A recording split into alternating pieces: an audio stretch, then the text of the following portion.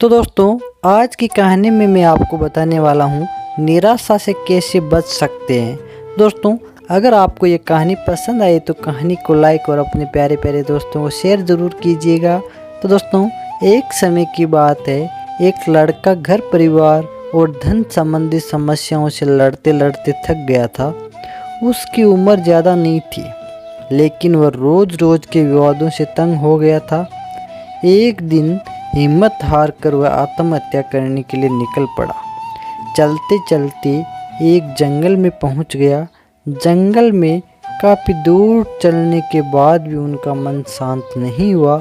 जंगल बहुत ही घना था, वहाँ जंगली जानवरों का भी खतरा था।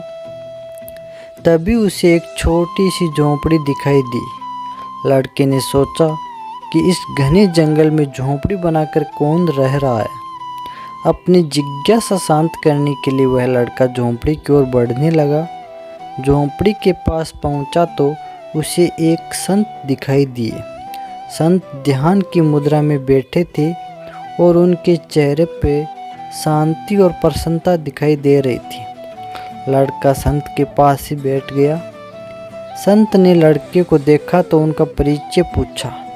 लड़के ने कहा कि वह अपने जीवन में परेशान हो गया है और मरना चाहता है, इसलिए इस जंगल में आया हूँ ताकि किसी तरह से मैं अपना जीवन ख़त्म कर सकूँ। संत ने लड़के की बातें सुनी और समझ गए कि कम उम्र में मिले तनाव के कारण ये बहुत ज़्यादा निराश हो गया है। उन्होंने लड़के से कहा कि तुम्हें निराशा से बचना चाहिए। समस्या तो आती जाती रहेगी, समय एक सा नहीं रहता है। संत ने लड़के को समझाने के लिए एक कथा सुनानी शुरू की।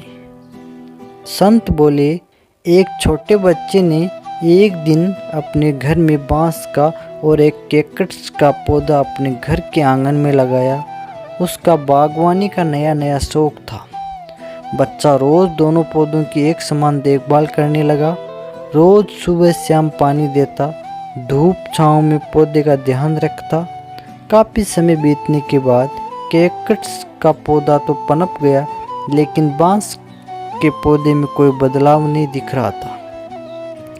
बच्चा सोच रहा था कि कैक्टस का पनप रहा है, लेकिन ये बांस के पौधे को क्या हो गया। बच्चा रोज़ ये बात सोचता, लेकिन वह निराश नहीं हुआ और रोज़ दोनों पौधों की देखभाल करता रहा। थोड़ा और समय निकल गया, लेकिन कैक्टस की तुलना में बांस के पौधे में संतोषजनक प्रगति नहीं दिख रही थी। बच्चा अपनी मेहनत में लगा रहा।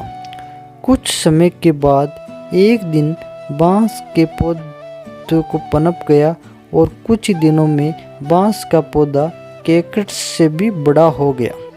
संत ने उस निराश लड़के से आगे कहा कि बांस का पौधे पहले तो अपनी जड़ें मजबूत कर रहा था, इसलिए उसे पनपने में समय लगा, लेकिन वह बच्चा भी अपनी कोशिश से पीछे नहीं हटा, निराश नहीं हुआ। हमें भी अपने जीवन में दो बातें ध्यान रखनी चाहिए। पहली बात ये कि हालात कैसी भी हो, सकारात्मक और धैर्य न छोड़ें। दूसरी बात ये कि पहले हमें अपनी जड़ें मजबूत करनी चाहिए। अगर हमारा आधार मजबूत होगा तो हमारा काम तेज़ी से आगे बढ़ेगा। सकारात्मकता और धैर्य रखेंगे तो जीवन में जल्दी संतोषजनक बदलाव दिखाई दे सकते हैं। तो दोस्तों, अगर आपको ये हमारी प्यारी सी कहानी अच्छी लगी हो तो अपने दोस्तों को शेयर करना बिल्कुल ना भूलिएगा दोस्तों, और हमारे छोटे से चैनल को सब्सक्राइब ज़रूर कर दीजिएगा। मिलते हैं नेक्स्ट कहानी में।